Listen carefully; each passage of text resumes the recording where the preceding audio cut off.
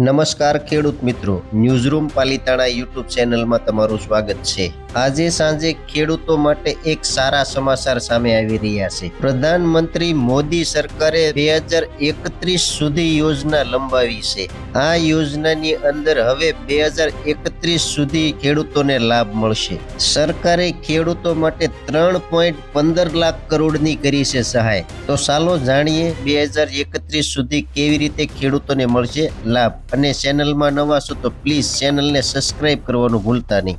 દેશના ખેડૂતોને એક મોટી ભેટ આપતા મોદી સરકારે પ્રધાનમંત્રી કિસાન સન્માન નિધિ યોજનાને વધુ 5 વર્ષ માટે લંબાવી છે। શુક્રવારે વડાપ્રધાન નરેન્દ્ર મોદીની અધ્યક્ષતામાં મળેલી કેન્દ્રીય મંત્રીમંડળની બેઠક દરમિયાન 2026-27 નાણાકીય વર્ષ 2030-31 સુધી આ યોજના ચાલુ રાખવાની મંજૂરી આપવામાં આવી હતી। સરકારે આ સમયગાળા માટે રૂપિયા 3.15 લાખ કરોડનું નોંધપાત્ર બજેટ મંજૂર કર્યું છે। મીડિયાને માહિતી આપતા કેન્દ્રીય મંત્રી અશ્વિની વૈષ્ણવે જણાવ્યું હતું કે આ મંજૂરી સરકારની એ સિદ્ધાંત પ્રત્યેની પ્રતિબદ્ધતાને દર્શાવે છે કે ખેડૂતોની સમૃદ્ધિ એ રાષ્ટ્રની સમૃદ્ધિનો પાયો છે। પીએમ કિસાન સન્માન નિધિ યોજના દ્વારા પાત્ર ખેડૂત પરિવારોને ડાયરેક્ટ બેનિફિટ ટ્રાન્સફર દ્વારા સિસ્ટમને સમયસર નાણાકીય સહાય મળે છે, જેનાથી તેઓ કૃષિ રોકાણ વધારી શકે છે અને તેમની આજીવિકા મજબૂત કરી શકે છે। પીએમ કિસાન યોજના ફેબ્રુઆરી 2019માં શરૂ કરવામાં આવી હતી। આ યોજના હેઠળ પાત્ર જમીન ધરાવતા ખેડૂત પરિવારને દર વર્ષે રૂપિયા 6,000ની નાણાકીય સહાય મળે છે, જે 3 સમાન હપ્તામાં સીધા તેમના બેંક ખાતામાં ટ્રાન્સફર કરવામાં આવે છે। આજ સુધીમાં રૂપિયા 4.47 લાખ કરોડથી વધુ રકમ 24 હપ્તા સીધા ખેડૂતોના બેંક ખાતામાં ટ્રાન્સફર કરવામાં આવ્યા છે। 24મા હપ્તાથી 9.49 કરોડથી વધુ ખેડૂતોને લાભ થયો, જેમાં આ હેતુ માટે રૂપિયા 18.984 કરોડથી વધુ રકમ જારી કરવામાં આવી હતી। મહિલા ખેડૂતોને પીએમ કિસાન યોજના હેઠળ રૂપિયા 1.6 લાખ કરોડથી વધુ રકમ મળી છે અને લગભગ દરેક 4 લાભાર્થીઓમાંથી એક મહિલા હોય છે।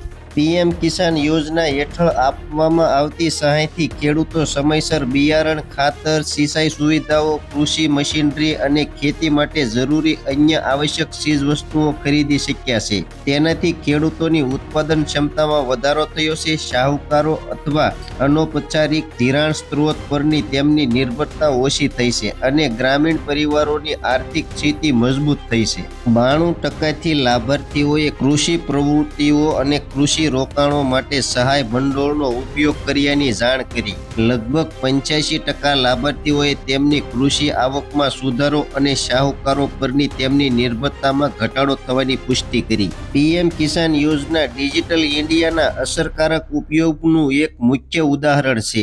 આધાર આધારિત ઓથેન્ટિક ડિજિટલ લાભાર્થી ચકાસણી અને ડાયરેક્ટ બેનિફિટ ટ્રાન્સફર દ્વારા સિસ્ટમને ખેડૂતોને સીધી નાણાકીય સહાય ટ્રાન્સફર કરવામાં આવે છે।